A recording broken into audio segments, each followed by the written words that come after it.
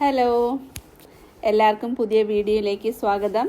ഇന്ന് ഞാൻ തയ്യാറാക്കുന്നത് തക്കാളി ചമ്മന്തിയാണ്. ഈ തക്കാളി ചമ്മന്തി എങ്ങനെ തയ്യാറാക്കുന്നതെന്ന് നമുക്ക് നോക്കാം.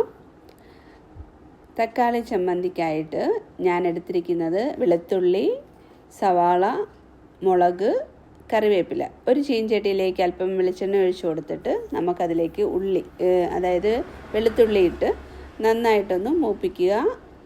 4 വറ്റൽമുളകാണ് എടുത്തിരിക്കുന്നത്, അതിട്ട് കൊടുത്ത് ഒരു സവാള അരിഞ്ഞത് അതും ഇട്ട് നന്നായിട്ട് വഴറ്റുക. അപ്പം നമ്മുടെ തക്കാളി ചമ്മന്തിക്ക് ഉള്ളിയൊക്കെ നന്നായിട്ട് വാടി വരണം. പിന്നെ ഒരു ആവശ്യത്തിന് ഒരു അല്പം മണത്തിനും ഒരു ടേസ്റ്റിന് വേണ്ടിയിട്ട് കറിവേപ്പില ഇട്ട് കൊടുക്കുക. അതായത് ഈ ഒരു പരുവത്തിൽ ഉള്ളി വാടിയെടുത്തതിന് ശേഷം നമ്മുടെ മെയിൻ ഐറ്റമായ തക്കാളിയും കൂടെ ചേർത്ത് നന്നായിട്ട് വാട്ടുക. തക്കാളി ഒന്ന് വേവിച്ചെടുക്കണം. അപ്പം നമുക്ക് തക്കാളി അടച്ചു വെച്ചൊന്ന് വേവിക്കാം. തക്കാളിയും സവാളയൊക്കെ പെട്ടെന്നൊന്ന് വെന്ത് കിട്ടാനായിട്ട് അല്പം ഉപ്പ് ചേർക്കുക. ആവശ്യത്തിനുള്ള മഞ്ഞൾപ്പൊടിയും ചേർത്തിട്ട് ഒന്നുകൂടെ ഒന്ന് നന്നായിട്ട് മിക്സ് ചെയ്തിട്ട് നമുക്ക് തക്കാളി വേകാനായിട്ടൊന്ന് അടച്ചു വയ്ക്കാം. അടച്ചു വെച്ച് ഒരു 2-3 മിനിറ്റ് ഒന്ന് അടച്ചു വെച്ചതിന് ശേഷം നമ്മുടെ തക്കാളിയൊക്കെ വെന്ത് വന്നിട്ടുണ്ട്.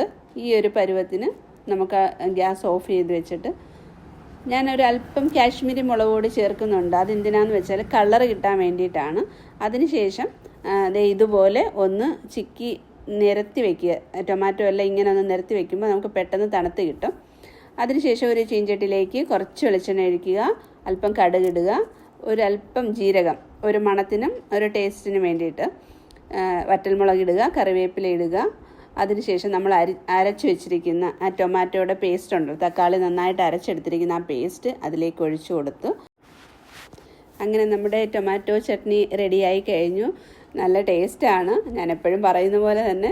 അപ്പം ഞാനിത് ഉണ്ടാക്കി വന്നപ്പം അല്പം ഉപ്പ് കുറവായിട്ട് തോന്നിയത് കൊണ്ട് ഒരല്പം ഉപ്പും കൂടെ ഞാൻ ചേർത്ത്. അപ്പോൾ നമ്മൾ തക്കാളി റെഡിയാക്കി വെച്ചിരിക്കുകയാണ്. ഇനി ദോശയും കൂടെ ചുട്ടിട്ട് ഈ തക്കാളി ചട്നി ആയിട്ട് കഴിച്ചാൽ നല്ല ടേസ്റ്റാണ്. എല്ലാവരും ട്രൈ ചെയ്ത് നോക്കണം. നല്ല ചൂട് ദോശയിൽ കുറച്ച് നെയ്യ്, നല്ല നാടൻ നെയ്യൊക്കെ ഒഴിച്ചിട്ട് ആ ദോശയും ചുട്ട് ഈ തക്കാളി ചമ്മന്തിയായിട്ട് കഴിക്കാൻ ഭയങ്കര ടേസ്റ്റാണ്. വേറെ കറിയൊന്നും വേണ്ട.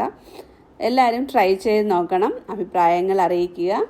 അപ്പം എൻ്റെ വീഡിയോ നിങ്ങൾക്ക് ഇഷ്ടപ്പെട്ടെന്ന് വിചാരിക്കുന്നു. അടുത്ത വീഡിയോയുമായി കാണുന്നത് വരെ എല്ലാവർക്കും ബൈ.